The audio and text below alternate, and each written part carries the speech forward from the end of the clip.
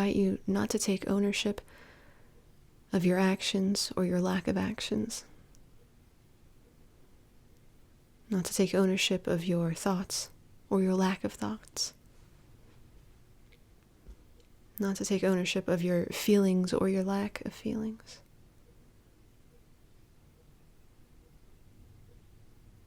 I invite you to take ownership of what you're identifying with. Are you just this? Or are you the one who animates this?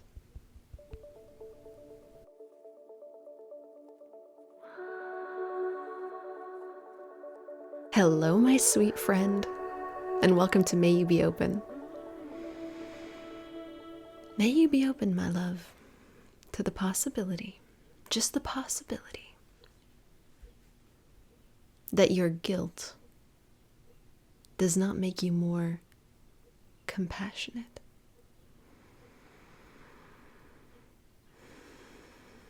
May you be open to the possibility that your guilt doesn't make you more loving. It doesn't make you kinder or wiser or greater, more expanded, more powerful, more wonderful in any way. And that by holding guilt, all we're doing is saying, I identify as these patterns. This is the totality of me. And because I was unable to control my patterns back then or even now, unable to control this world, unable to control myself in the way that I now believe would have been superior or is superior, then I've failed. I'm worth less.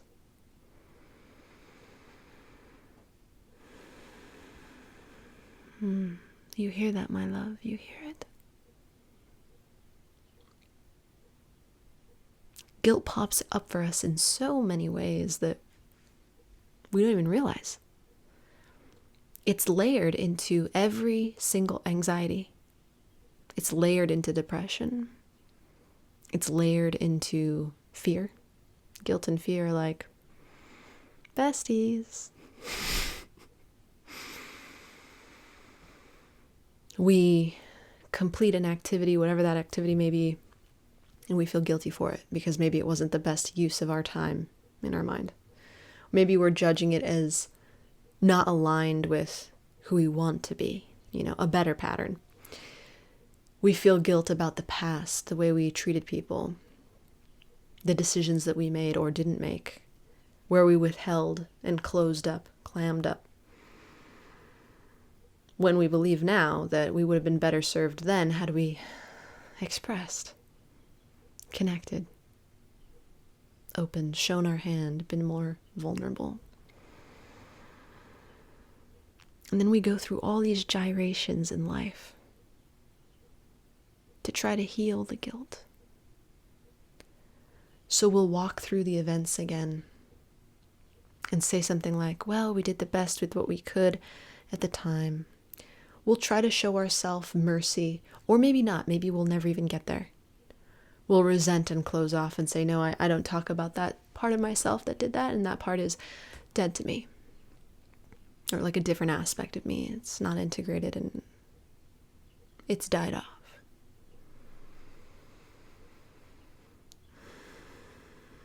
And the wild thing is, my love, as I eat my hair here, and I apologize for that, but lip gloss and poofy hair don't mix.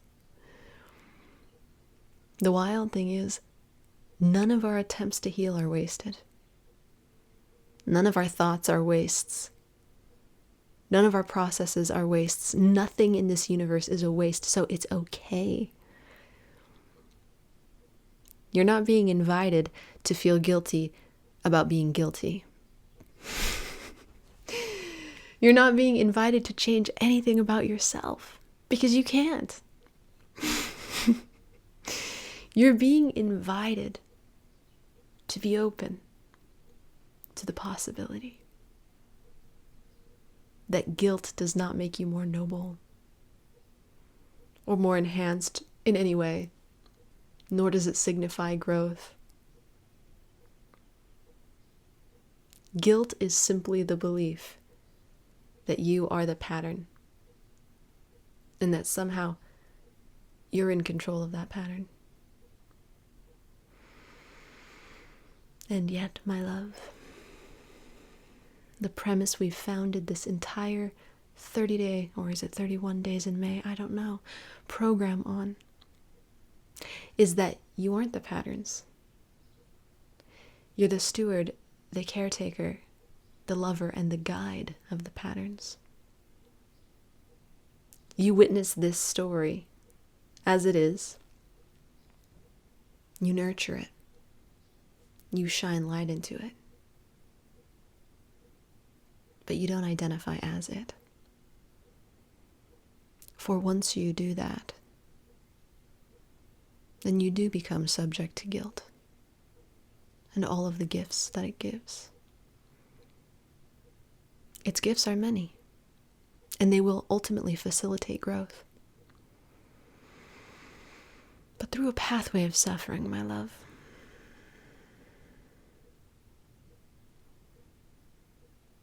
And I'm here, your humble host, to offer an alternative to suffering, a shift in perspective, a new vantage point, the practice of being open just for a moment to switching from the identity of your body, the identity of your thoughts, and the identity of your feelings, to the identity of the one who watches them, who witnesses them, even as they flow by, to the one who surrenders to all that is because it created all that is as it is. And therefore there are no mistakes. What if I told you, my love, that your patterns were going to do what your patterns were going to do, whether you identify them as yourself or not? And that your patterns were going to do what your patterns were going to do, whether you try to change them or not? And that your patterns were going to do what your patterns were going to do, whether you suffer or not. So the option to move out of suffering into witnessing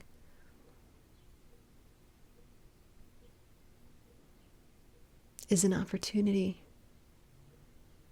to enjoy the journey as it unfolds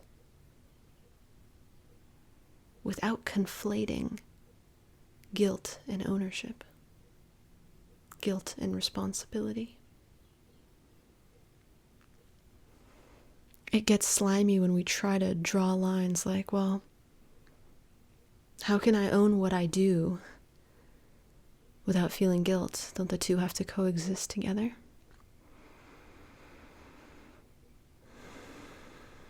I invite you to not own what you do, radical as it may seem. I invite you to not take responsibility for what you do, radical as it may seem. I invite you to contemplate that if it isn't written into your patterns, you won't be capable of doing it anyway, or not doing it, whatever it is.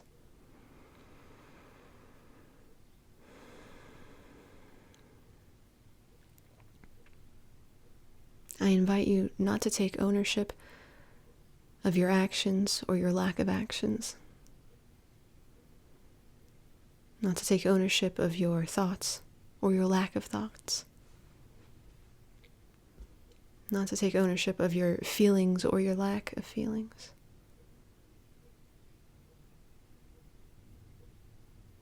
I invite you to take ownership of what you're identifying with. Are you just this?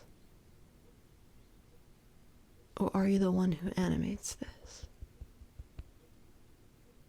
That is the question.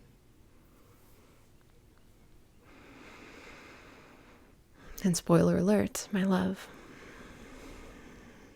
when you shift your awareness from being in the pattern, as the pattern, to watching it,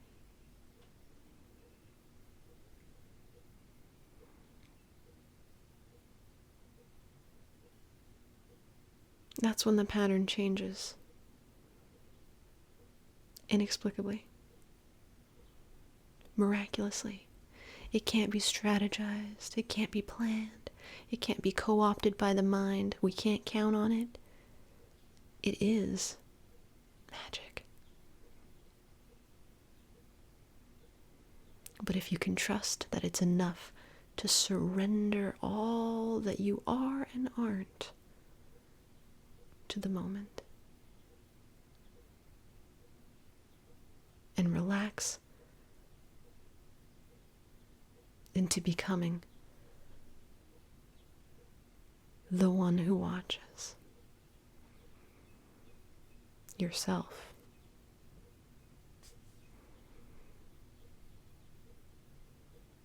then guilt will vanish from you, never to return. And you'll realize immediately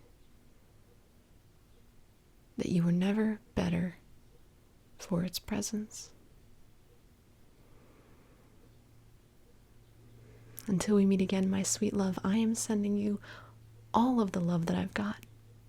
It is always more. It is never less.